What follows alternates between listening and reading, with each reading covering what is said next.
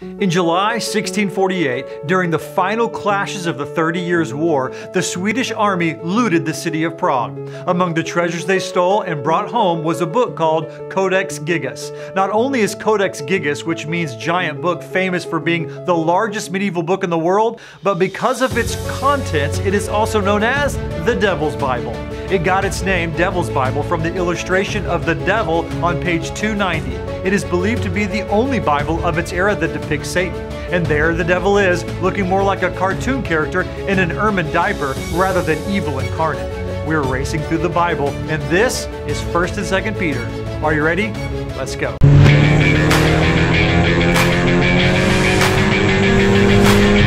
The author identifies himself as Peter, an apostle of Jesus Christ. Simon Peter was one of Jesus' closest followers and often took the role of the leader of the 12 apostles.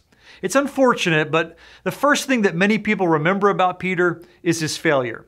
After boasting about his willingness to die for Jesus, Peter repeatedly denied even knowing him after Jesus was arrested.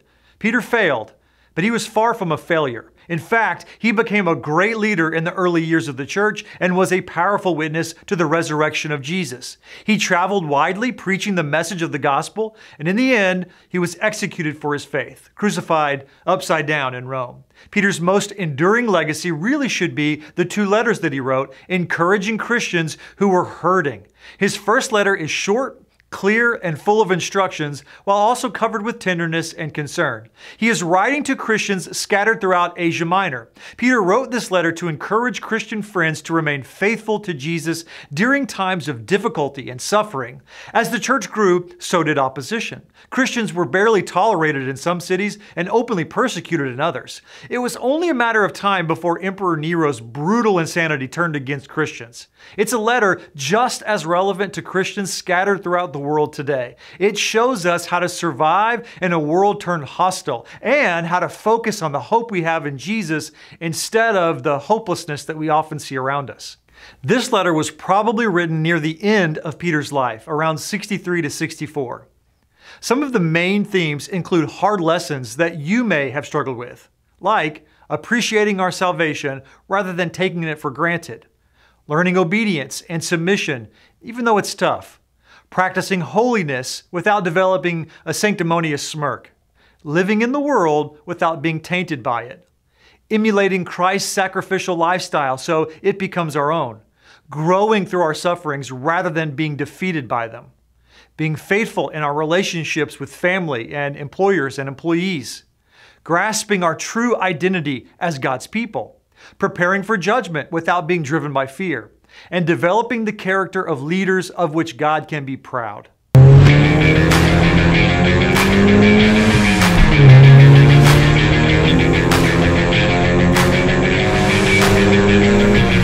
The author identifies himself as Simon Peter.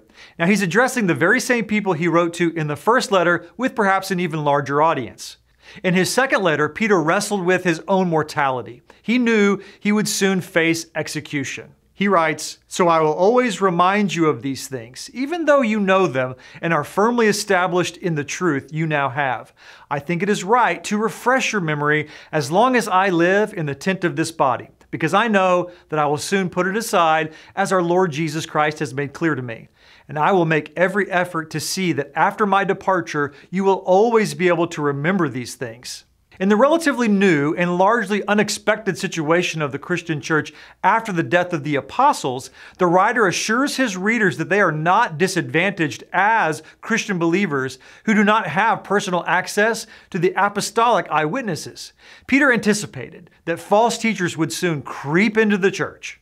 Peter wanted to safeguard Paul's churches against these false teachers. In order to do so, not only does he assert his own authority, but that of Paul and his associates as well. This preemptive strike is reminiscent of Peter's approach in 1 Peter, where he encourages the saints in anticipation of governmental persecution. Now, the reason Peter now explicitly mentions Paul's authority as well as his own is because after his death, The audience would only have what the apostles had written, while false teachers would be very much alive. While his first letter warned of persecution and threats that would come from outside the church, his second letter warned Christians about false teachers who were attempting to lead them away from God's truth while working on the inside. Peter's goal was to plow the fields of the readers' minds so they would remember his teaching as an apostle and reject the deceitful false teachers. This book requires careful reading. You can't really just breeze through it. I mean, you can read through 2 Peter in 5 minutes and it won't mean much to you tomorrow. Or you can read it slowly and carefully and think about each verse or each passage, being stimulated and challenging your mind to grasp the truths that he's speaking about. Peter didn't focus on the calming aspects of God's truth. He was aiming to stir up his readers. It was time to defend the truth and keep them on their guard. This letter was written towards the end of Peter's life, possibly as late as 64 AD. The things Peter wrote about in 2 Peter fall under three themes: warnings, reminders, and promises. The entire second chapter is made up of warnings. The warnings were directed toward the false teachers and anyone who buys into their teachings. They are strong, they are blunt, and they are bold. Peter also wanted to remind his readers of their blessings as the people of God, and Peter also mentions God's solid anchor promises during difficult days.